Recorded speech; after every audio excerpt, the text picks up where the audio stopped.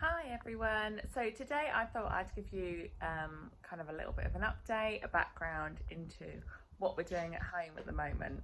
So we are currently extending our little bungalow that we've got. So we bought it a couple of years ago for a really good price. And since then we've done kind of some interior cosmetic changes to it. But we are in the process of doing a big extension and adding a studio flat to it. So after this extension we will actually be we'll be going from a 3-bed bungalow into a 4-bed bungalow with 2 bathrooms plus a studio flat with a bathroom in there. So we've kind of decided to do this not only because it will significantly increase the value of the bungalow in the end, but also it will give us the opportunity to create some income from our property whilst we stay here, whilst we kind of figure out our next move, if you like. So we kind of want to be really transparent with you. So we're going to share the numbers for the cost of the extension and what we're kind of hoping to get for it in return. So to do this single story rear extension to the property, it's going to cost us around kind of 50 to 55,000 pounds to do. However, the return on that, it's going to increase the property value by at least 100,000 pounds.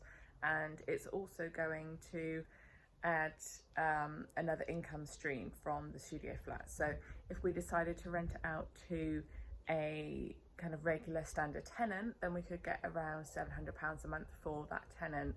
However, if we wanted to go down the short-term accommodation route, then we could charge about between £70 to £80 per night for the rental of that space. So that's the kind of returns that we're looking at with this specific flip project that we are currently doing at the moment. And I'll give you a little tour around where we're currently up to with it, so you can see what's going on.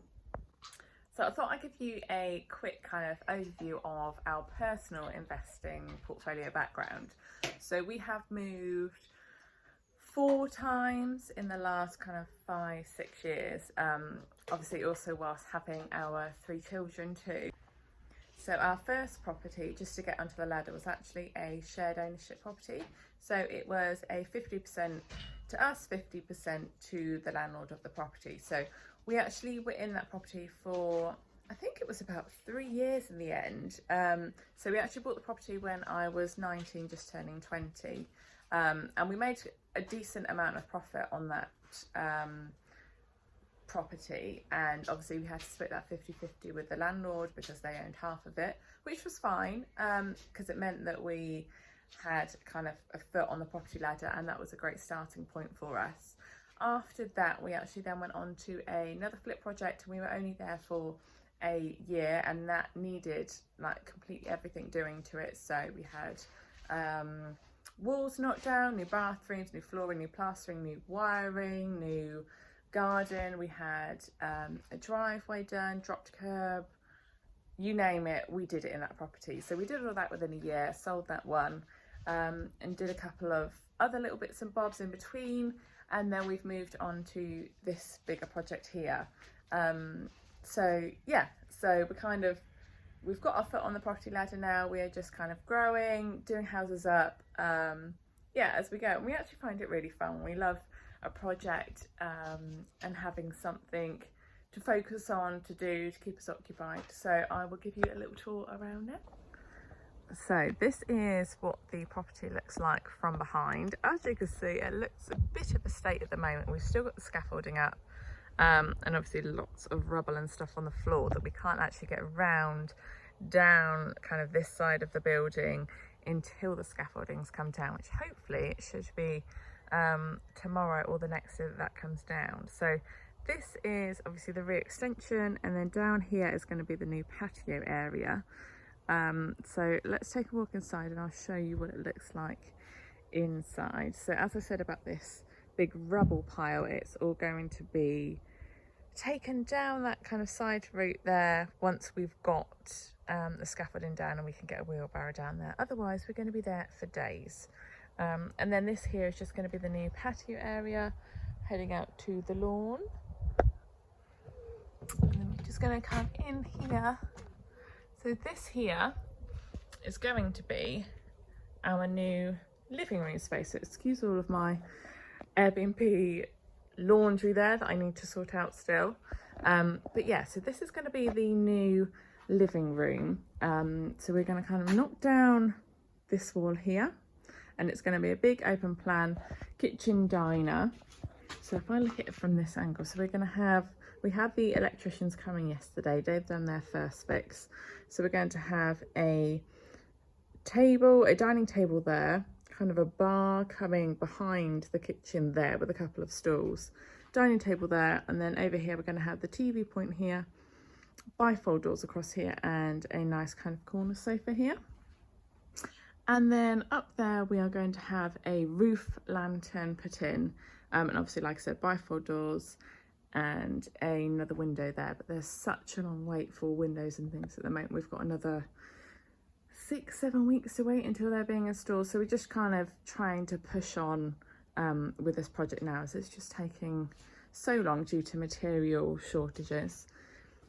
This is going to be the studio flat in here, so we're going to have the bed over here, the kitchen will be here underneath the window.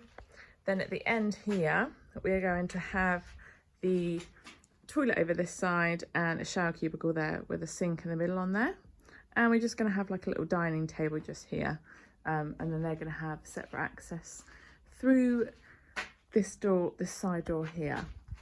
So yeah, so it's quite a decent space, but obviously we've got to get lots of bits and pieces in here, but that's where the beauty of floor planning and designing comes in, so we can definitely make this work in here. And yeah, this is kind of what it looks like from up here. I might feel adventurous and go up and show you on the roof in a second, just so you can kind of get a better look, another feel for where we are with the project. But yeah, kind of that's the current position that we're at. So I've made it onto the scaffolding, just kind of show you what it looks like from up here and the roof. So I'm actually now up on the scaffolding, so you can kind of see the roof, the space of it from up here. So over here we've actually got to install a cavity tray and some damp repellent paint along the top of this gable, and also installed like a little mushroom thing here, ready for the steam to come out of the downstairs studio bathroom.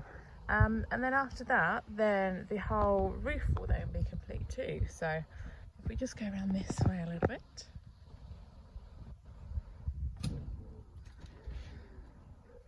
So yeah, this is the view from up here. Quite nice. Being up high when you're just kind of used to being in a little bungalow all the time. Hello. What are you doing? You're looking where I've gone. So the next stage of this build is we are in the process of getting quotes for the floor screed. So we are going to insulate and put a membrane down ourselves and then get a company in to do the screed on top. We've then got to do the plastering, but in order to do both of those we also need to get the plumbing sorted, because we've got some radiators going across the floor in the living room, so they're going to be going either side of the bifold doors, so we need to get the plumbing sorted, then the screed, then the plastering. But yeah, we also need to cover up and stop all the rain and the wind and the horrible weather getting in, because obviously it needs to be as watertight as possible for that to happen.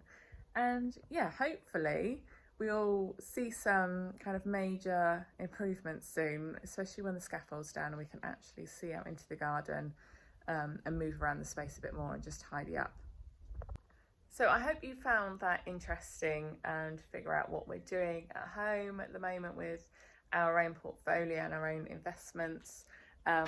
So yeah, I will keep you posted with where we're at with the build as we go along with the process, and hopefully you find some of it useful in terms of the design content and things too. But yeah, thank you for watching, and don't forget to subscribe and like. Thanks.